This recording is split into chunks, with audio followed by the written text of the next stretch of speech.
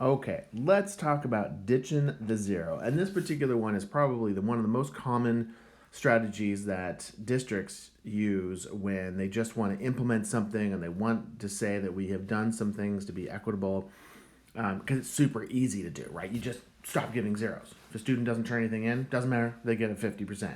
That's like the classic deal. And it's really hard for educators. It's really hard for me to wrap my head around, like, what? Why are we doing that? It doesn't make any sense at all.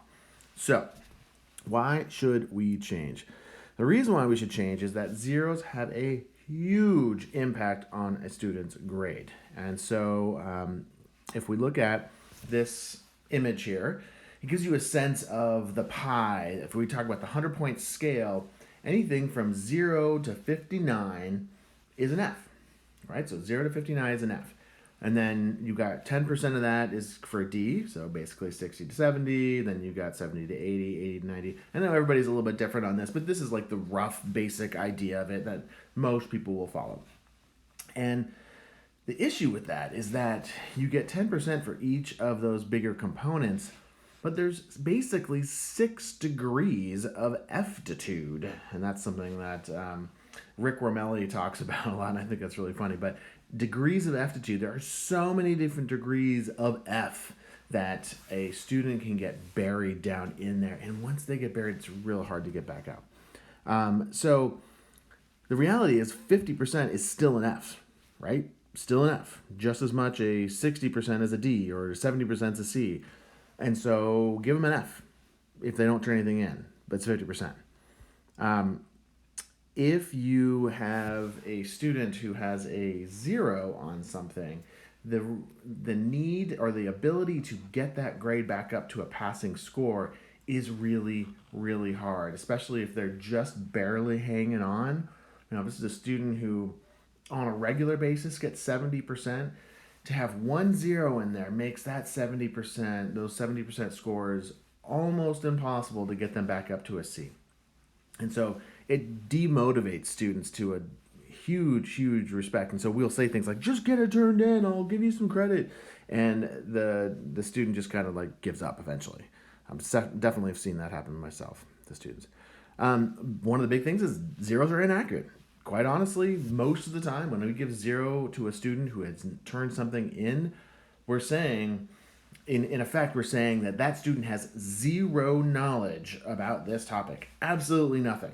And that's probably not true. They probably have some. Now, if you literally have a conversation with them and say like, "Hey, what do you know about plate tectonics?" and they say, "I know nothing," you're like, "Well, come on, let's dig in here and let's go through and try to figure out what do you know on him." And they really, really have nothing. Well, then 0 is appropriate for that student because they literally know nothing. But that is so rare that a student will know absolutely nothing about a topic. So avoid those zeros is the basic point.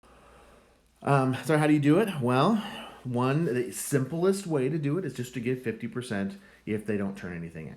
So it's still an F, but you're basically just saying this is not good enough. The other one you can do, it's a little more complicated. It confuses people a bit more. You can change your grade scale, right? So you can say a 0 to 19 is an F, a 20 to 39 is a D, and therefore you're giving each of the letter grades an equal amount of weight across that 100-point scale. Most people are not used to this. And so, so just saying, like, there's a hard one for people to swallow a lot of times. So just kind of beware if you're going to do this. You may see some pushback. And the other one is to switch to a 4-point scale, which we're going to talk about more later. And it's basically the same thing as changing your percent scale over here. So you end up using a 0. So you do use a 0 on a 4-point scale. A 0 is your F. And then a 1 is a D, and 2 is a C, and 3 is a B, and 4 is an A. So it kind of does change. It is another way of looking at it, maybe a little bit more logical. We'll talk more about that one next time. All right, now dealing with the pushback on this, it's like that's just straight up grade inflation. And it's true. It is going to inflate the grades for the students.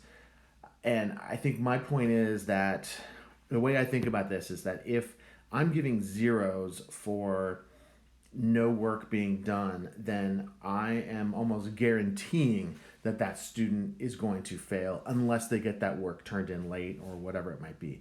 And so, yes, it will bring up grades, but that's kind of the point. Is we want to give everybody a chance, give them a hope of actually being able to pass the class, being successful. Um, Big common one. Why do they get half credit for doing absolutely nothing? And this is the key. Is it? I think my response to this one is they got an F for doing nothing. That's it, right? Half credit is still an F. So they got an F. That's the point. I'm not going to go into the whole like half credit for doing nothing thing. And again, this is a compliance based notion here. So if you are saying that doing something gets you credit, well, that's different than learning something. So if you say that a student does the entire worksheet and they get 0 of the questions right, well, then a 0 is appropriate. That's absolutely appropriate because you know how much they know. But if they do 50% of the work but they got 100% correct, well, that's a little different. All right. Again, the key to this is that you are grading on knowledge and not on completion. That is kind of the hope of all of these things, is that you will switch away from just compliance-based grading and just go into completion. All right. So reflection questions are going to be the same as they always are. And I want you to pick a couple of these. Again, put it into the conversation that we have in Canvas if you're in that course. Otherwise, just think about it and put it in your head and ask yourself, is this something that you could use? Would you use it? Why not? And how could you use it to motivate your students? How could you do it to increase the accuracy of your grade? And how can you use it to maybe be a little less resistant or be a little more resistant to bias? All right. Hopefully that helps. Let me know if you got any questions and take care.